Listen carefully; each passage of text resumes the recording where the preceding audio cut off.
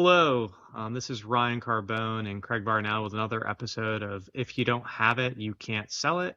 Today we're going to be discussing how to increase pricing to address increased inflationary costs and how to use Inventory Optimizer to do that.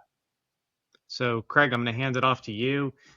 We've had to address this over the last year, specifically since the new administration with the new tariffs, which I feel like every one of these episodes we have to mention tariffs as they they do seem to be top of mind.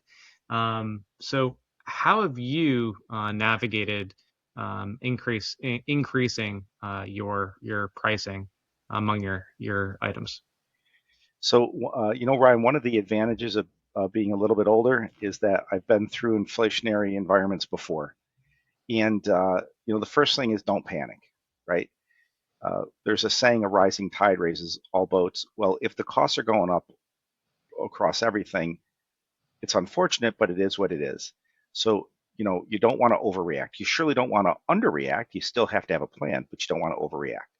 So, uh, I've made some notes here. So the first thing that we look to do when there's a hyperinflationary variable, duties, tariffs, whatever it is, raw materials go up. I mean, my God, if you sell gold right now, gold has increased dramatically, right?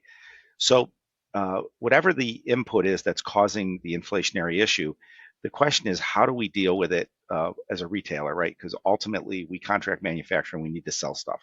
We're an e-commerce, a digitally native e-commerce brand. So the first thing we do is we look at what our gross and net margins are, given the new cost structure. We want to test price elasticity to make sure that the market will accept the increased price. Now, for us, we've been around for more than a decade. We have decent brand loyalty. And so being able to adjust the prices to cover the increased cost uh, went well. But let's unpack that, right?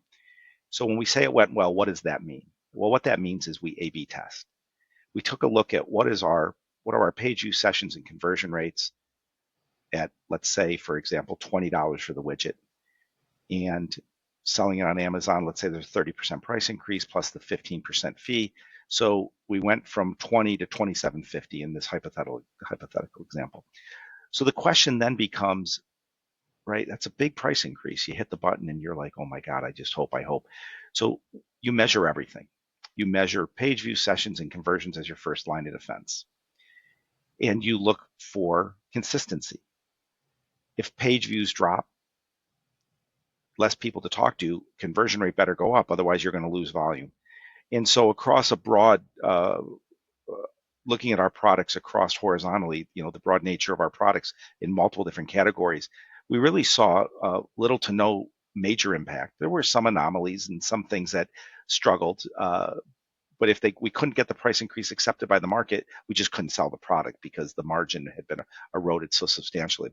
So the first thing is to A/B test and make sure that you understand the new paradigm and what's happening.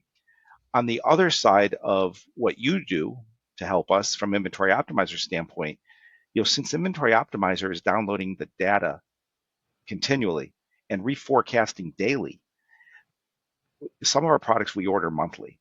We're able to adjust in real time, both up and down, right? Whether the trend's positive or negative.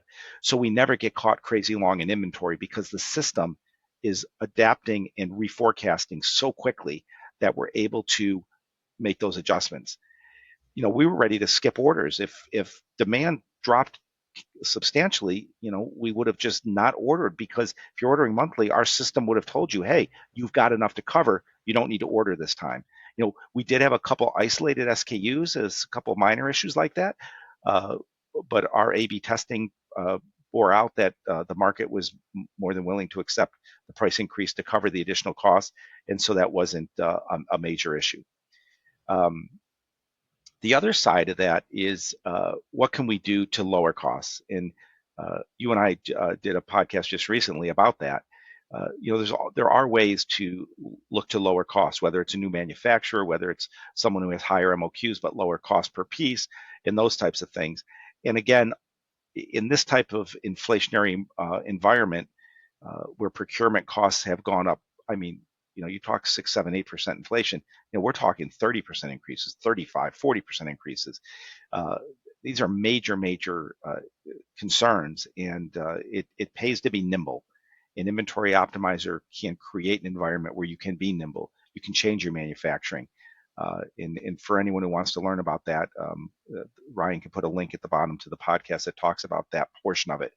Uh, but Ryan, back to the question. You know, you've got to do what's right for your business.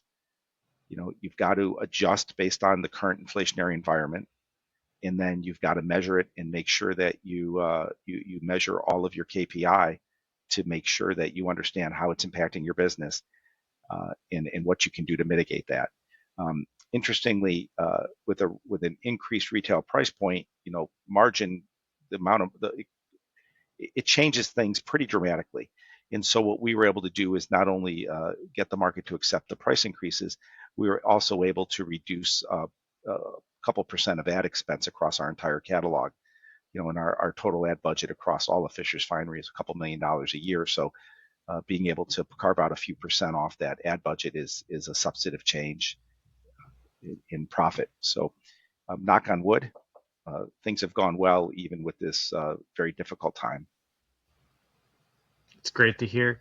Um, One of the things that you mentioned and how Inventory Optimizer was able to help you is that we are tracking the sales daily. So the demand is being identified on a daily basis and your inventory is being tracked daily as well. But we're able to see immediately the 2-day sales velocity for a particular product. So we'll notify you if you have a slowdown in sales, dramatic slowdown in sales, and now your inventory that was expected to last only 30 or 45 days has now gone to 60 or 90 days, based off of the drop in sales velocity. So even outside of our forecasting, we will be able to notify you, and you'll be able to see that in pretty immediate terms, when you start to adjust pricing, especially if you're adjusting pricing across your entire catalog. Ryan, one of the parts about the flexibility of the integration with Inventory Optimizer when you use the Amazon Seller Central instance is that we can change the weight from the historical model of forecasting, because most of our products have years and years and years of sales data. So we can feel very comfortable in a normal environment to use the historic.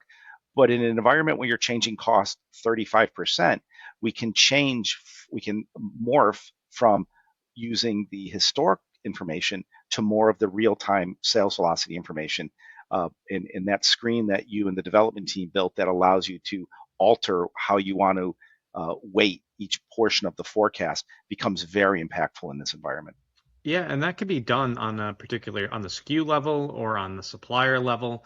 So whatever products that you're adjusting, you could always adjust that way. And if you find that the sales velocity is matching what it was selling previously, then you could just go back to what you were doing before and allow it to rely more on the forecast that's using those 4 years of sales history to help identify seasonality and whatnot, because you can feel confident that the forecast will still remain accurate even with the pricing changes that you've made. 100%. And being able to be reactive uh, quickly is critically important in an environment like this. So it's proved to be incredibly valuable. Absolutely. Thank you everybody for watching today. Again, I implore you to reach out if you have any questions, leave a comment below. Again, our contact information is on here, and if you need any help with increasing your pricing, to account for increased costs, either through tariffs or because of inflation, or additional supply chain costs, or you're just looking to increase pricing to either slow down demand, to be able to keep up with demand, please reach out to us, and we could help. So again, our contact information is below, and thank you all for joining us today. Thanks, Ryan.